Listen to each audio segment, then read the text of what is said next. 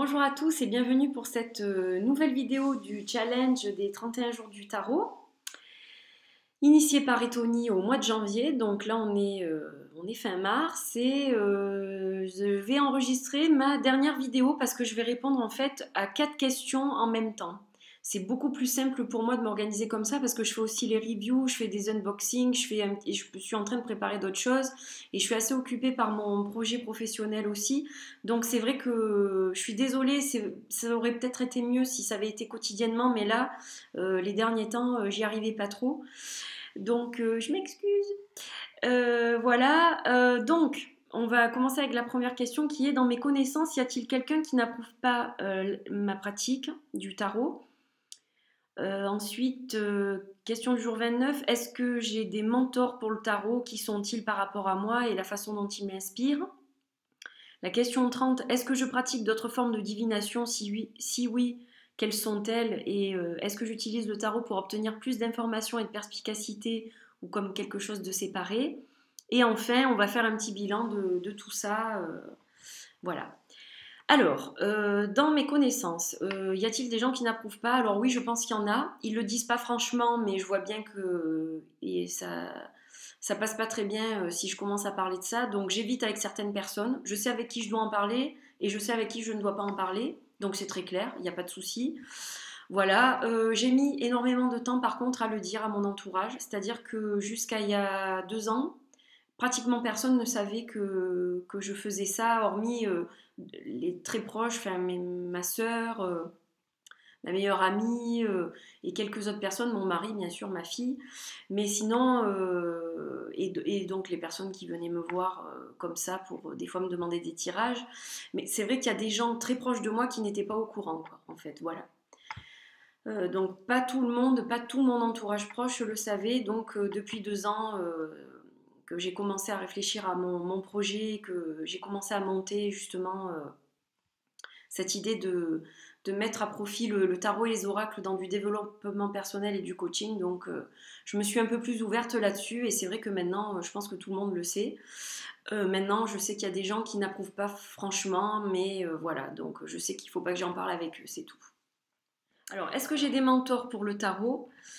Qui sont-ils par rapport à moi et comment m'inspirent-ils? Alors, en fait, je peux pas dire que j'ai vraiment un mentor, mais c'est vrai que la personne qui m'a inspirée, c'est ma sœur, puisque c'est elle qui m'a appris les bases du tarot et avec elle que j'ai commencé. Donc, si j'ai un mentor, je peux dire que c'est elle, voilà, j'en ai pas d'autres. Après, je m'inspire toujours des gens que je rencontre, je m'inspire des gens qui font donc la même chose que moi.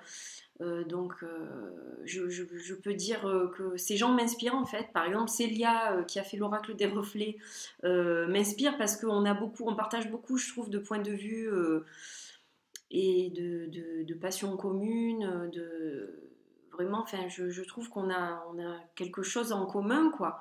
Donc voilà, elle m'inspire par ce qu'elle fait et par ce qu'elle dit quand elle parle des idées qu'elle a. Par exemple, pour la synchronicité, tout ça, je m'y retrouve. Donc je peux dire que oui, je trouve de l'inspiration chez elle, par exemple, et donc chez d'autres personnes aussi que je vois sur le net ou sur par d'autres moyens. Donc j'ai des personnes qui m'inspirent et au niveau du mentor, ma sœur. Voilà. Ensuite, est-ce que je pratique d'autres formes de divination? Quelles sont-elles? Est-ce que j'utilise le tarot pour obtenir plus d'informations et de perspicacité ou comme quelque chose de séparé? Alors, l'autre forme que j'utilise, c'est les oracles. Voilà. Et c'est à peu près tout. Enfin, après, le reste, tout ce qui est cristaux, c'est plutôt pour le soin que je m'en sers. Donc là, ça va être, enfin, c'est complètement autre chose. Je m'en sers pas comme outil de divination. Donc bah, les oracles et les tarots, voilà. Et c'est complémentaire en fait. Je les utilise pas séparément. Enfin, je peux faire un tirage d'oracle et séparément un tirage de tarot.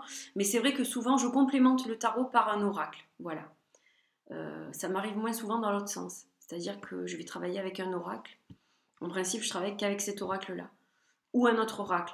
Mais au niveau du tarot, donc c'est l'oracle qui va venir être un complément. Voilà, et puis donc le bilan de ce challenge, écoutez, j'ai été ravie de le faire. C'est vrai qu'au début, j'avais un petit peu d'appréhension. Je me suis dit comment je vais faire pour m'organiser, qu'est-ce que c'est que ce challenge réellement.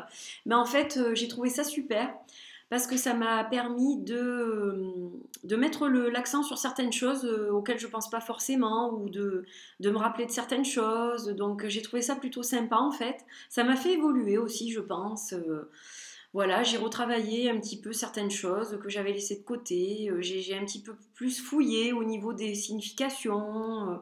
Des fois, il y a des choses, je me suis dit, tiens, si je faisais un petit peu de lecture sur telle et telle carte pour voir un petit peu dans les différents livres. Donc, j'ai trouvé ça très intéressant en fait. Voilà. Très intéressant, très positif et ça m'a réellement apporté quelque chose. Et puis de voir tous vos commentaires, vos likes, ça m'a donné du baume au cœur et ça m'a encouragé à continuer à faire des vidéos pour vous. Voilà, donc je suis très contente de l'avoir fait. Je remercie Célia pour ça aussi parce que c'est elle qui m'a un peu poussée à le faire. Donc merci beaucoup. Voilà, et puis écoutez, on va faire un petit tirage pour terminer cette vidéo. On va faire un petit tirage. Donc là, comme j'ai fait la review du Hésicos Tarot et qu'il est toujours près de moi en fait, puisque je le travaille un petit peu avec l'arrivée du printemps. Donc on va tirer des cartes pour le mois d'avril. Donc on va tirer 4 cartes qui vont représenter chaque semaine du mois d'avril, voir un petit peu les énergies qu'on a. Hein. Donc je vais couper. Et puis je vais tirer les cartes. Alors, qu'est-ce qu'on a debout? Donc, hop, la première, une deuxième, une troisième et une quatrième. Alors, en premier, j'ai le page de coupe. Donc là, on est dans l'émotion, dans un petit peu l'innocence. La première semaine, c'est un petit peu le renouveau. On est un petit peu comme des adolescents un peu foufou, donc ça c'est le printemps qui arrive et c'est très bien, on a envie de faire plein de choses, on a plein de projets et puis ça reste très, on est un petit peu foufou quoi, mais c'est très bien. Pour la deuxième semaine, alors ça va être un peu moins rigolo, hein, on revient à la réalité, il y aura un petit peu des angoisses par moment, un petit peu du stress. Donc je sais pas si ça parle pour moi, mais comme je crée ma société, donc, je pense que c'est peut-être un petit peu pour ça. Donc ça sera pas forcément facile. Voilà, il y a des petites étapes à passer, on va dire, pour la seconde semaine. Ensuite, il y aura un petit peu d'ennui, ça sera un petit peu calme. Alors, je me dis, il y aura peut-être des choses qui vont être un petit peu dans l'attente, qui vont être longues à démarrer. Ça va être un petit peu, voilà, on en a un petit peu marre. Ça va pas forcément comme on veut, dans le sens qu'on veut tout de suite. Mais il faut être patient, voilà. Faut un petit peu de patience. Et enfin, le 6 d'épée, avec un magnifique ciel bien coloré. Donc là, les petits ennuis qu'on a pu avoir, petit à petit, on prend le large en fait. Hein, on part sur ce bateau avec ce magnifique dragon, tiré par ce magnifique dragon. Donc petit à petit, on reprend du poil de la bête et puis on vogue vers des eaux plus calmes. Donc sur la fin du mois, ça devrait s'arranger un petit peu. Alors on a peut-être eu cette période un peu branque-ballante, enfin on aura un petit peu peut-être cette période branque-ballante parce que justement on est un petit peu trop foufou et éparpillé au début du mois, donc c'est peut-être ça qui va provoquer des petites instabilités par moment, voilà. Mais tout s'arrange à la fin, donc ce n'est pas si mal. Voilà, écoutez, j'ai été ravie de faire cette dernière vidéo pour vous. Le challenge c'est terminé. Je pense pas en faire d'autres cette année parce que à mon avis je manquerai de temps. Mais je ferai quand même, j'espère, pas mal de vidéos. Voilà, donc je vous retrouve prochainement. Un gros bisou, portez-vous bien et belle semaine. Bye bye.